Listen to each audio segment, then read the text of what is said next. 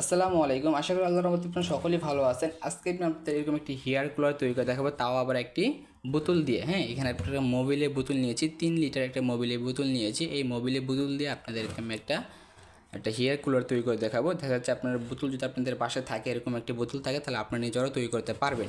So এটা কীভাবে তৈরি করেছে আজকে এই ভিডিওতে আপনাদেরকে সম্পূর্ণ দেখানো হবে। তো চলুন ভিডিওটি শুরু করা যাক।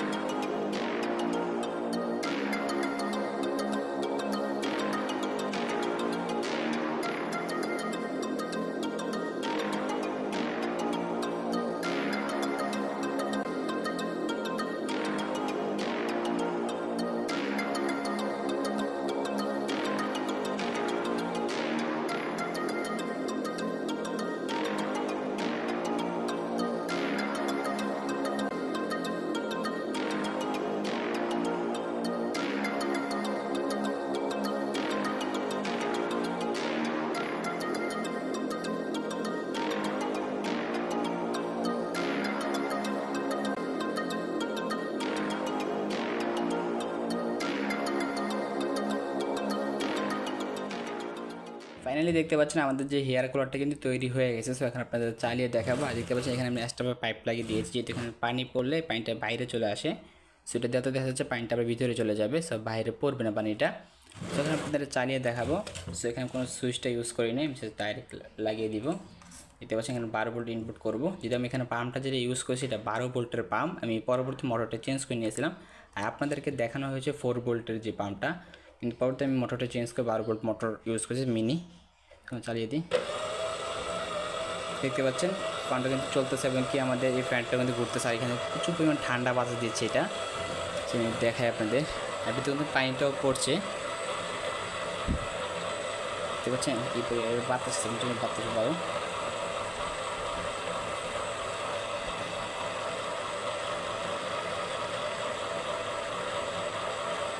এখানে প্রচুর পরিমাণ ঠান্ডা বাতাস। আমি পিছনে দেখে আপনাদের এখন পানিটা পড়তেছে, যেখান থেকে পানিটা পড়তেছে সেটা কম কম পড়তেছে। আমি টিস্যু দিয়ে দেখে আপনাদের, এটাকে পাত থেকে টিস্যু দিই, তাহলে টিস্যু দিয়ে ভিজে যাবে।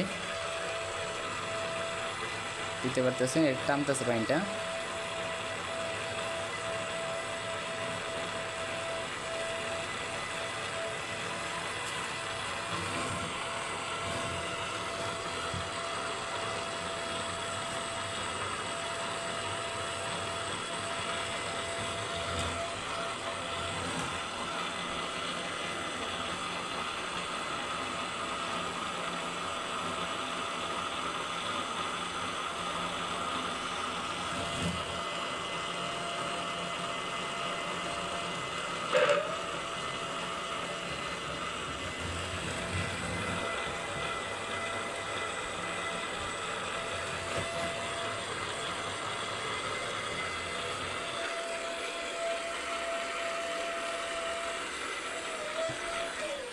শুধু কি বলেন, আমাদের যে মিনি যে হেয়ার কোলটা কিন্তু ফুলিভাবে ওয়ার্কিং করতেছে। সো চাইলে আপনারা এটা বাসা বাড়িতে বানিয়ে দেখতে পারেন। তো এটা খুব সুন্দর একটা জিনিস এবং খুব কম খরচে আপনারা নিজেরা তৈরি করতে পারবেন।